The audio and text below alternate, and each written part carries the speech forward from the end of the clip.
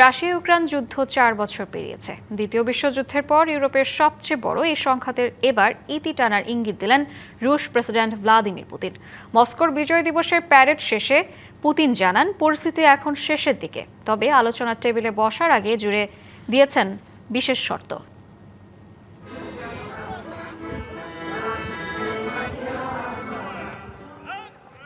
মস্কোর রেড স্কোয়ারে যখন দ্বিতীয় বিশ্বযুদ্ধে নাৎসি জার্মানির বিরুদ্ধে বিজয়ের উৎসব চলছে, ঠিক তখন রুশ প্রেসিডেন্ট ভ্লাদিমির পুতিন জানালেন, 4 বছরের বেশি সময় ধরে চলতে থাকা ইতিহাসের অন্যতম ভয়াবহ সংঘাত ইউক্রেন যুদ্ধ সম্ভবত এবার শেষের পথে। তবে এই ইতিবাচক সুরের আড়ালেও রয়েছে শক্ত অবস্থান। পুতিন জানিয়েছেন, শান্তি চুক্তির শর্তগুলো আগে চূড়ান্ত হতে হবে, তবেই তিনি ভলোদিমির জেলেনস্কির সাথে সরাসরি আলোচনায় বসবেন। প্রয়োজনে মস্কো কিংবা কোনো নিরপেক্ষ দেশে হতে পারে এই বৈঠক। তবে আলোচনার অংশীদার হিসেবে তার পছন্দ জার্মানির সাবেক চ্যান্সেলর গেরহার্ড শ্রোডারকে।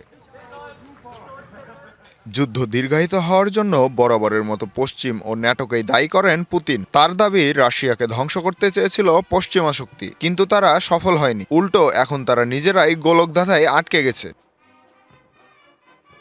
ঈদ আসবে, সাথে ক্যাশব্যাকও আসবে। নিজের বা প্রিয়জনের জন্য কেনাকাটায় এবারও নগদ পেমেন্টে পাচ্ছেন দারুণ ক্যাশব্যাক। তাই যাই কিনুন, পেমেন্ট করুন নগদে।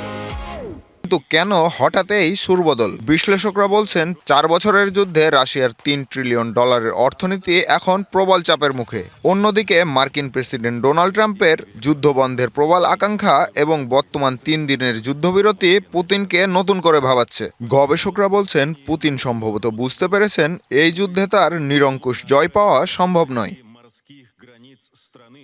মস্কোর এই নমনীয় সুরের মাঝেই গত 24 ঘন্টায় দনবাসের ফ্রন্টলাইনে 150-র বেশি সংঘর্ষের খবর পাওয়া গেছে। শান্তি চুক্তিতে ইউক্রেনের ভূখণ্ড রক্ষা আর ন্যাটোর নিরাপত্তা গ্যারান্টি এখনও বড় বাধা হয়ে আছে।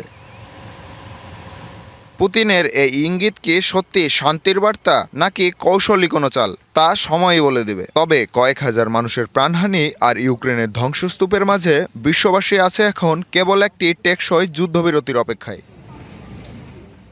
সামিউল ইসলাম, ডিবিসি নিউজ ডেস্ক।